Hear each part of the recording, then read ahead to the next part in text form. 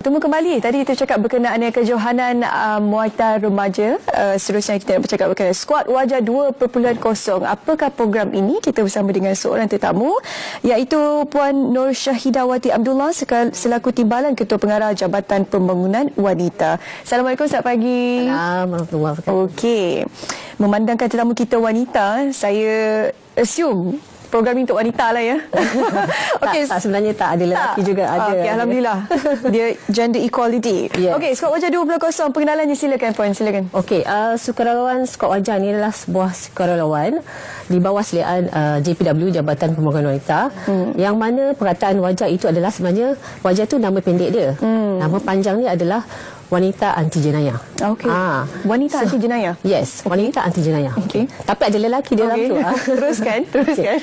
So wajah itu sendiri adalah perkataan yang menggambarkan wanita itu cekal dan tinggi semangat juangnya. Okey.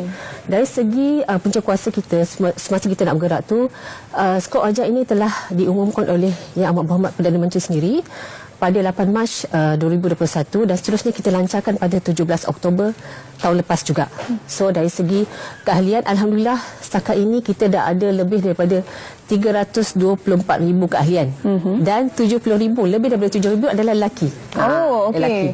So tidak kepada wanita saja. Okay? Seterusnya untuk fokus kita pada tahun ini, kita berbeza sedikit daripada tahun lepas. Tahun 2021 kita lebih kepada untuk mendapatkan seramai mana ahli. Okey. So untuk tahun ini kita berbeza, fokus kita adalah bertumpu kepada program-program kita. Program-program psikososial, program-program turun padang untuk menyantuni rakyat di luar sana. Itulah sedikit tentang skuad wajah. Okey, baik. Walaupun ada penyertaan daripada pihak lelaki, kita nak tahu juga sebenarnya apakah fungsi skuad-skuad yang menyertai ahli-ahli yang berada di bawah skuad wajah ini. Skuad wajah ni dia sebenarnya adalah first responder. So dia adalah kita punya facilitator, moderator di peringkat komuniti sana.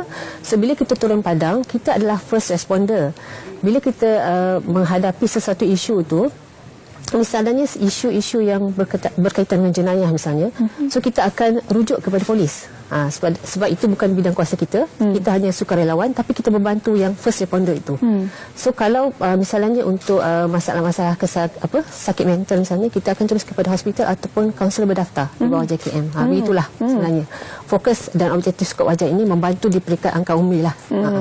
Maksudnya memberikan pengkhususan untuk wanita saja ataupun mana saja kes yang turut berkaitan? Mana-mana. Sebenarnya bila kita turun pandang tu, kita tidaklah bias kepada wanita saja.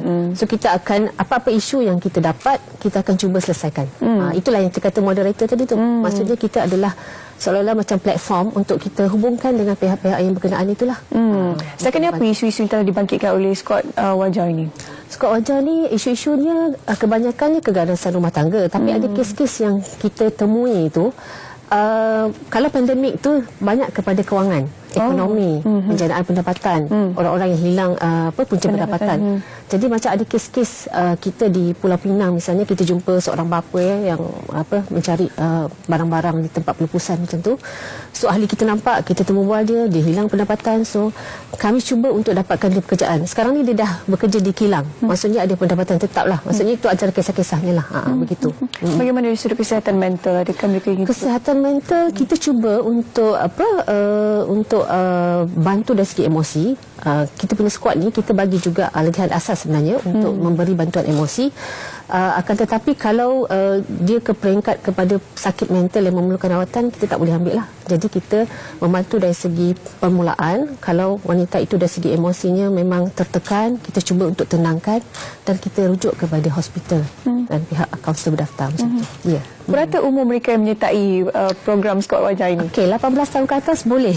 Boleh menyertai kami. Tak kira lelaki dan perempuan, silalah mendaftar kerana kami memerlukan komitmen daripada semua lapisan masyarakat, semua orang, termasuk lelaki untuk membantu wanita dari semua aspek. Itulah. Okey.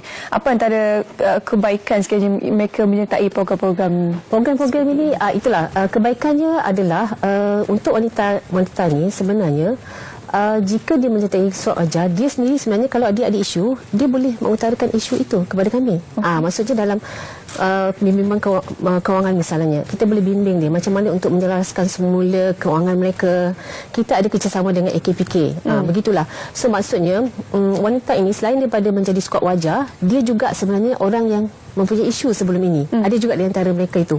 Jadi mereka itu selain daripada mendapat ilmu untuk dipraktikkan dalam diri mereka, so mereka juga akhirnya menjadi pelatih skuad wajah kami yang lain. Dan juga menjadi pembimbing dalam komuniti lah. Mereka juga aktif lah. Ada NGO-NGO juga yang aktif dalam program-program kami untuk membantu masyarakat. Ada yang mungkin berminat tapi tidak mempunyai masa yang mencukupi atau memberikan masa untuk memberikan komitmen terhadap skuad seperti ini.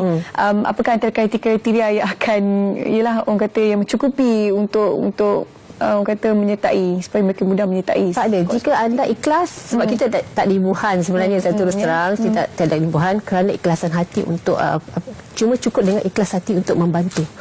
Dan kita akan latih mereka. Untuk latihan asas itu kita ada modul 4K, modul pemekasan wanita, yang mana 4K itu adalah keseimbangan, kewangan, kemahiran dan kepimpinan. Di situ maksudnya bila kita turun padang, kita melihat wanita ini mempunyai berbagai-bagai kekuatan. Dan mereka juga ada berbagai-bagai kelemahan dan isu-isu yang mereka perlu tangani di peringkat mereka.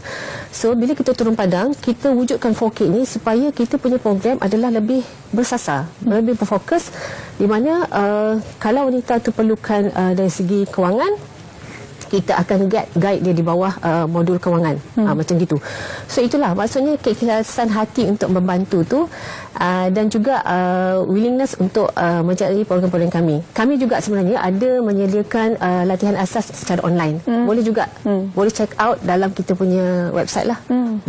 Mudah sekali ni maklum. Mudah. Untuk belajar tu mudah. Yalah kan, bagi alasan ada anak kat rumah tak sempat belajar. Betul. Buka je online. Pergi kepada website kami dan anda boleh, maksudnya anda mendaftar dulu ataupun tak mendaftar, nak tengok dulu kita punya modul asas tu macam mana. So silalah layari website kami www.jpw.gov.my.